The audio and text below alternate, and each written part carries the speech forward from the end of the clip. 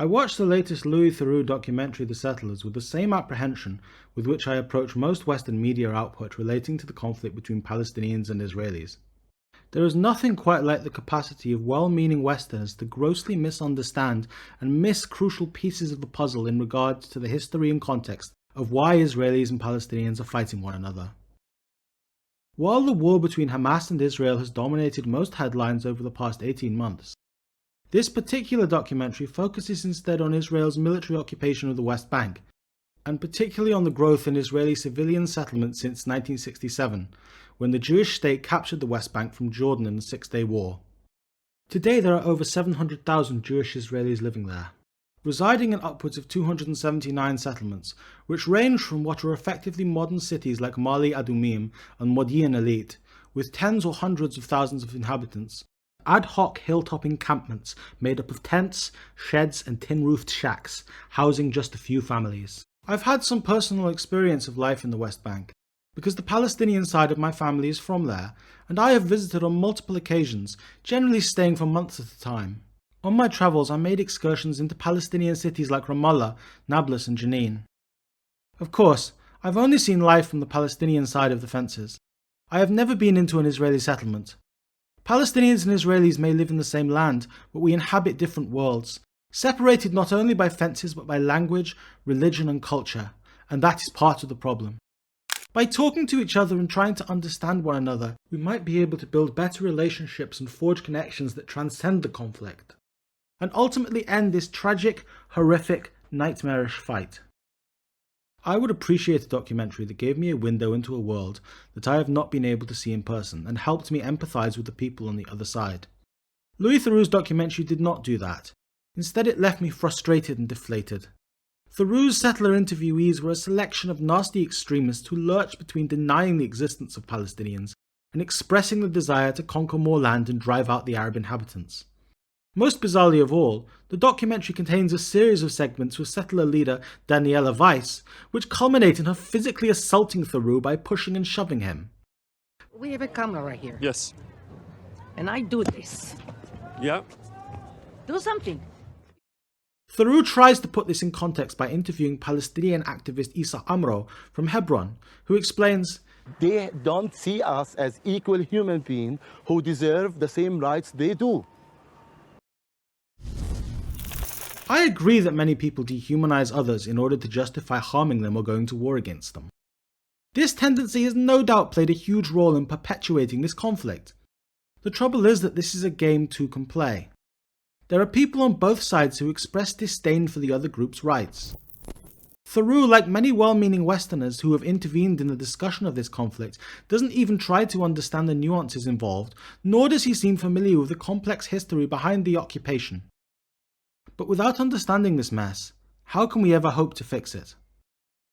A major omission in Theroux's documentary is his failure to mention the fact that between 1948 and 1967, when the West Bank was part of Jordan, all the Jewish inhabitants were expelled and ethnically cleansed from the land. The West Bank is a relatively new name for this piece of land, a name that was imposed by the Hashemite Kingdom of Jordan during the years when the area was part of Jordan. The name simply referred to the part of Jordan situated on the west bank of the Jordan River. Its older designation, which many Jews prefer to use, is Judea and Samaria. This land played a major role in Jewish history, and it includes many important Jewish religious sites including the Cave of the Patriarchs, Joseph's tomb, Rachel's tomb, and Shiloh. There were at least some Jewish people living on the land for thousands of years, even after the Jews had been enslaved by Rome and expelled from their country, and even when they lived in subjugation under various Islamic caliphates. In other words, this is not just about blind expansionism. The West Bank is of central importance in Jewish history. The act of ethnic cleansing that removed Jews from the area was morally wrong. Ethnic cleansing should never be practiced against anyone. By neglecting to mention this, Theroux is ignoring a big part of how and why the settlement movement has taken root and grown. The bigger and far more practical issues that Theroux skirts around involve the security concerns and broader ideological issues that would have to be factored in before ending the occupation. Let's say Israel decided to shut down the settlement movement altogether and leave the West Bank. Well, there is a template for that. Under the leadership of Ariel Sharon, Israel unilaterally withdrew from Gaza in 2005, using the IDF to forcibly evict Israelis who were living there, and we know how that went. Within a couple of years of the Israeli withdrawal, Gaza was taken over by Hamas, who used the land as a base from which to wage a war of total jihad against Israel, ultimately culminating in the 7th of October pogrom against Jewish communities in Israel, which sparked the war that is currently ravaging Gaza. It is important to emphasize that Hamas are not fighting for Palestinian freedom, human rights or equality. They simply do not believe in such concepts, which they dismiss as alien and Western.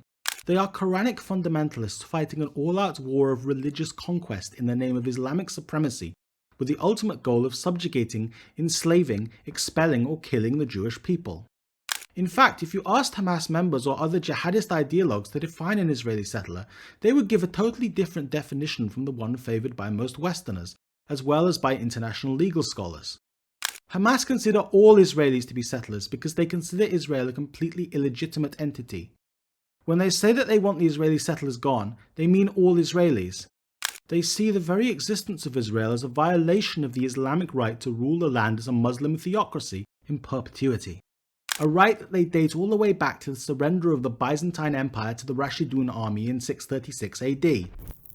In his failure to mention any of this, Theroux creates the impression that the only obstacles to peace are Israeli radicals and settlers. But that's just simply not the case.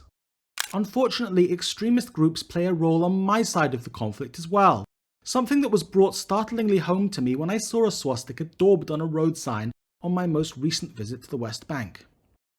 Nothing would be stupider than to allow war like the one in Gaza to happen in the West Bank. What happened in Gaza after Sharon's withdrawal should be a cautionary tale.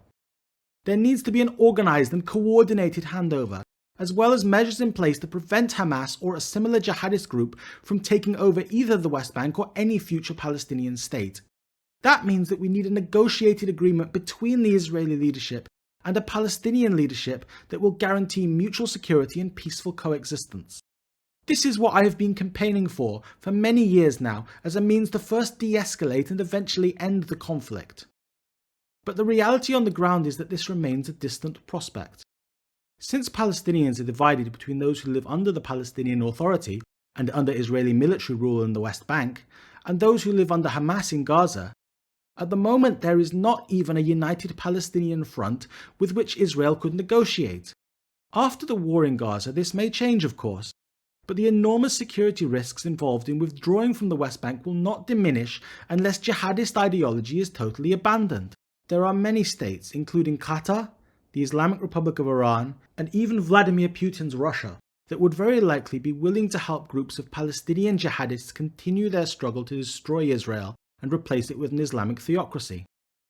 This would probably result in an unimaginably horrific war, just like the one in Gaza today, but on a larger scale. This should be avoided at all costs.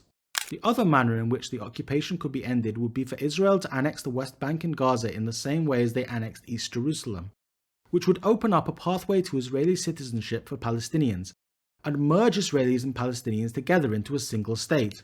But there is no guarantee that most Palestinians and Israelis would even want this. My understanding is that generally speaking, Palestinians want to live in a Palestinian state, while Israelis want to live in an Israeli state. Marrying the two would likely risk more violence from extremists unless there were a real reconciliation, which seems an extremely long way away right now. Most of these considerations are largely absent from Theroux's documentary. We can talk about the destructive behaviour and expansionist ideology of Israeli settlers all day, but without addressing the other problems inherent to the conflict, this is little more than cheap point scoring. Yes, we should all condemn the behaviour of violent settlers in the West Bank and their crimes, which include burning Palestinian olive groves and attacking Palestinian homes and other properties. But where do we go from there if the leaders are not willing to make peace with each other? That's the core problem here. It will take a lot of maturity and hard work to untie this Gordian knot. Multiple commentators, such as Jake Wallace-Simons in the Jewish Chronicle, have suggested that Theroux interview Islamic extremists on the Palestinian side to enable him to present a more nuanced picture of the challenges that are making it hard to achieve a just and permanent peace. This is a reasonable suggestion, but it seems extremely unlikely to ever happen. Anyone who tried to interview Hamas in the confrontational way in which Theroux interviewed the Israeli settler leaders would be lucky to make it out alive. Nonetheless, I hereby challenge the leaders of Hamas, including Osama Hamdan, Musa Abu Mazouk, Mohammed Sinwar, and Khalid Mashal, to invite either Louis Theroux, a similar Western journalist, or even a Palestinian like myself to interview them in a safe and neutral location, and allow us to ask them some hard questions about their ideology, about the 7th of October, and about their actions in leading Palestinians into the nightmare they are in today. Could this ever happen? I'm not holding my breath. But meanwhile, documentaries like Theroux's, which paint a partial picture, are unlikely to get us any further towards a solution that would end the suffering and horror. Welcome to Quillette Narrated. This article is The Settlers, an Incomplete Portrayal, written by John Aziz and read by John Aziz.